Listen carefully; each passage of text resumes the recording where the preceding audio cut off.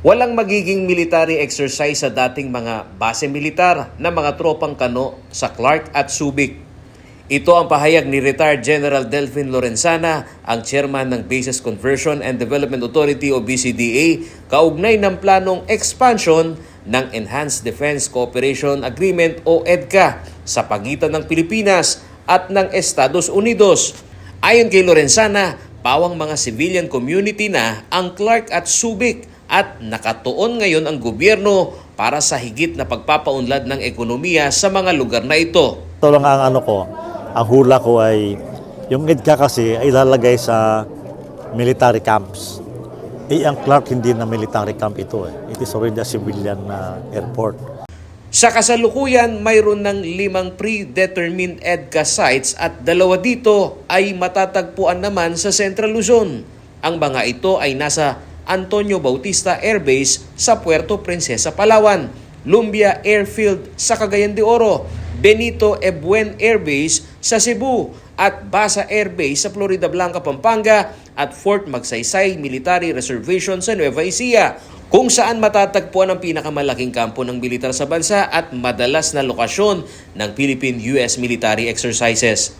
Habang ang karagdagang 5 pasilidad ay posibleng itayo sa Cagayan, Palawan, Isabela at Zambales na sisimulan umano sa taong 2023 dahil hindi pa natatapos ang iba pang mga kasalukuyang proyekto.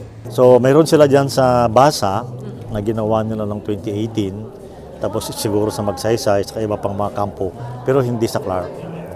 Kinumpirma naman ni Lorenzana na under negotiation na ang planong paglilipat ng kampo ng Philippine Air Force na kasalukuyang nasa Clark. Ito'y bunsod umano ng gagawing second runway para sa Clark International Airport. Pinag-uusapan namin yan ngayon kung ano ang magandang hakbang natin gawin dito sa Air Force na to, relocation. Either ilipat sila doon sa New Clark City or ilipat sila sa Basa. Ay tingnan natin kung ano ang mas maganda. Hindi ko alam kung kailan ba ito. At gusto namin i-resolve kaagad dyan para makaumpisa na tayo. Dahil itong ginagawa nila ngayon, itong lugar nila ngayon, dyan gagawin yung pangalawang runway.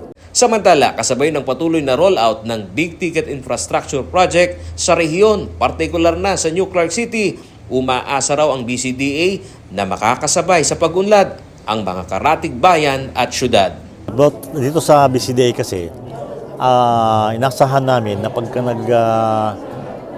nag-develop na yung New Clark City, yung mga karatig bayan magde-develop din.